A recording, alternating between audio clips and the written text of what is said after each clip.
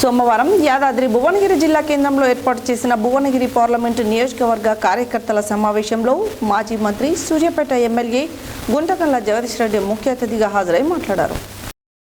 సోమవారం యాదాద్రి భువనగిరి జిల్లా కేంద్రంలో ఏర్పాటు చేసిన భువనగిరి పార్లమెంట్ నియోజకవర్గ కార్యకర్తల సమావేశంలో మాజీ మంత్రి సూర్యాపేట ఎమ్మెల్యే గుంటకల్ల జగదీష్ రెడ్డి ముఖ్య అతిథిగా హాజరై మాట్లాడుతూ అమలు కాని హామీలు ఇచ్చిన కాంగ్రెస్ వాళ్ళు రండలని, మార్పు తెస్తామంటే మీకు ప్రజలు పట్టం కట్టారని, నిజమే మార్పు వచ్చింది, రైతుల పంటలు ఎండిపోతున్నాయి, దొంగతనాలు జరుగుతున్నాయన్నారు. కుక్కల్లాగా జిల్లా మంత్రి మురుగుపడుతున్నాడు, కోమటిరెడ్డి నెల రోజుల నుండి కనబడతలేడని, రైతులకు ముఖం చాటేసే తిరుగుతున్నాడని అన్నారు. మిర్యాలగూడలో వడ్ల కొనుగోలు చర్యలపై చర్యల గురించి కలెక్టర్కు ఆదేశాలు ఇచ్చారు. ఏమైందని చర్యలు లేవు, పైగా గిట్టుబాటు ధర ఇవ్వడం మానేశారని తెలిపారు. మోడీని ఎదిరించిన వ్యక్తి కేసీఆర్ ముందు కాంగ్రెస్ వారు ఎంత? కేసీఆర్ కాలిగోటికి కూడా పనికిరాడని మోడీని ఏం పీకలేకపోయిండు.